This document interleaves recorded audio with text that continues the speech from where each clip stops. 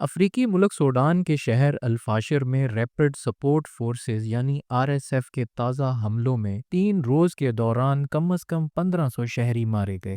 بین الاقوامی اداروں نے ان واقعات کو حقیقی نسل کشی قرار دیتے ہوئے عالمی برادری سے فوری کارروائی کا مطالبہ کیا ہے۔ قطری نشریاتی ادارے الجزیرہ کے مطابق سوڈان ڈاکٹرز نیٹ ورک نے بتایا کہ RSF نے شہر سے فرار کی کوشش کرنے والے عام شہریوں پر حملے کیے، جن میں سینکڑوں خواتین اور بچے بھی شامل تھے۔ تنظیم کے مطابق یہ حملے دانستہ اور منظم نسل کشی کا حصہ ہیں۔ بیان میں کہا گیا ہے کہ دنیا ایک ایسے قتل عام کی گواہ بن رہی ہے جو پچھلے 1.5 سال سے جاری خون ریزی کا تسلسل ہے، جب 14,000 سے زائد افراد بمباری، بھوک اور ماورائے عدالت قتل کا نشانہ بنے تھے۔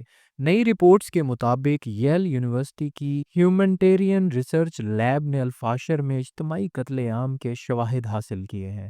اطلاعات کے مطابق RSF نے 17 ماہ کے محاصرے کے بعد الفاشر پر قبضہ کر لیا ہے، جو دارفور میں فوج کا آخری مضبوط گڑھ تھا۔ سوڈانی حکومت کا کہنا ہے کہ شہر میں 2000 سے زائد افراد ہلاک ہو چکے ہیں، جبکہ امدادی اداروں نے جنسی تشدد، شہریوں پر فائرنگ اور گھروں پر حملوں کی تصدیق کی ہے۔ عالمی ادارہ صحت یعنی WHO کے سربراہ ٹیڈروس نے بتایا کہ الفاشر کے سعودی زچہ بچہ ہاسپٹل میں 460 سے زائد افراد کو قتل کیا گیا، جن میں مریض، ان کے اہل خانہ اور طبی عملہ شامل ہیں۔ دوسری جانب سعودی عرب، مصر، قطر، ترکی اور اردگان نے سوڈان میں ہونے والے مظالم کی سخت مذمت کی ہے۔ سعودی عرب نے انسانی حقوق کی سنگین خلاف ورزیوں پر گہری تشویش کا اظہار کیا ہے۔ مصر نے فوری جنگ بندی کی اپیل کی ہے۔ ترکی نے انسانی امداد کے محفوظ راستے کھولنے کا مطالبہ کیا ہے، جبکہ قطر اور اردن نے شہریوں کے تحفظ کے لیے فوری اقدامات پر زور دیا ہے۔ ماہرین کے مطابق الفاشر پر RSF کے قبضے کے بعد سوڈان کے دوبارہ تقسیم ہونے کا خطرہ بڑھ گیا ہے۔ کبھی آپ نے سوچا کہ خاموشی بھی چیخ سکتی ہے، کہ کسی ماں کے آنسو سمندر سے بھی گہرے ہو سکتے ہیں؟ سوڈان کی زمین پر آج وہی خاموشی بول رہی ہے جو لفظوں سے زیادہ خطرناک ہے۔ یہ کہانی ہے ان لوگوں کی جنہوں نے اپنی آنکھوں کے سامنے سب کچھ بدلتے دیکھا۔ گھر، خواب، مسکراہٹیں، سب مٹی میں مل گئے، اور پھر بھی ان کے دلوں میں امید کی ایک چنگاری باقی ہے۔ یہ ویڈیو کسی سیاست کی بات نہیں کرے گی، یہ ویڈیو فریق یا طاقت کی بات نہیں کرے گی، یہ بات کرے گی صرف انسان کی، جو بھوک، خوف اور بے گھری کے درمیان بھی زندگی سے محبت کرنا نہیں بھولا۔ آج ہم سوڈان کے ان گمنام چہروں کو دیکھیں گے جن کے پاس کچھ نہیں مگر دل میں امید ہے، اور شاید یہی امید انسانیت کی سب سے بڑی طاقت ہے۔ سوڈان کی سرزمین پر سورج روز طلوع ہوتا ہے، لیکن یہاں کی صبحیں کچھ مختلف ہیں۔ یہ روشنی نہیں لاتا بلکہ یادیں جگا دیتا ہے۔ کسی گاؤں میں ایک ماں ہے، آمنہ، وہ روز سورج کو دیکھتی ہے اور کہتی ہے بس آج کا دن گزر جائے، کل شاید بہتر ہو۔ لیکن کل اکثر ویسا ہی ہوتا ہے۔ اس کے بچے کبھی اسکول جایا کرتے تھے، اب ان کے بستے خالی پڑے ہیں اور ان کے کھیل کے میدان خاموش۔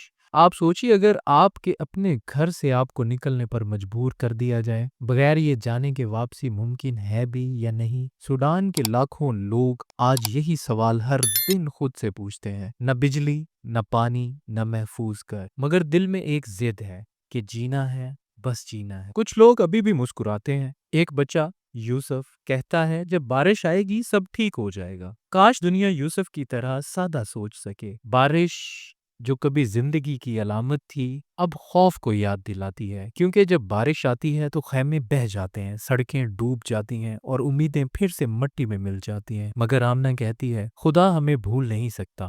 یہی ایمان، یہی جملہ انسانیت کی سب سے بڑی پناہ ہے۔ سوڈان کے بازار اب خاموش ہیں، لیکن کسی کونے میں کوئی چھوٹی سی دکان ابھی بھی کھلی ہے۔ ایک بوڑھا آدمی وہاں بیٹھا ہے، کہتا ہے اگر میں چائے بناتا رہوں تو شاید لوگ یاد رکھیں کہ زندگی رکی نہیں۔ یہ چھوٹی چھوٹی باتیں، یہی انسانیت ہے۔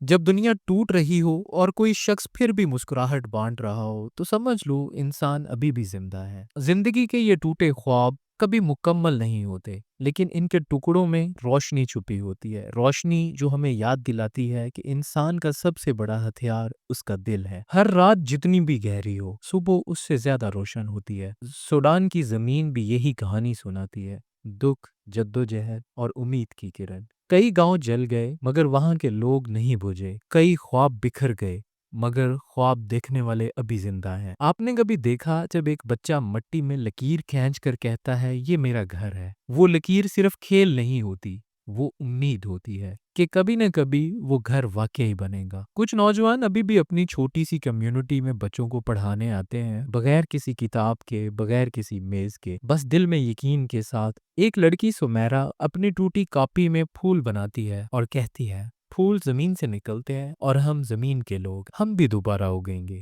سوڈان میں ابھی بھی کچھ ہاتھ کام کر رہے ہیں، کپڑے بننے والے، پانی لانے والے، زخمیوں کی مرہم پٹی کرنے والے۔ یہی ہاتھ دراصل روشنی کے علم بردار ہیں۔ دنیا شاید انہیں نہ جانے، مگر انہی عام لوگوں کی وجہ سے انسانیت آج بھی زندہ ہے۔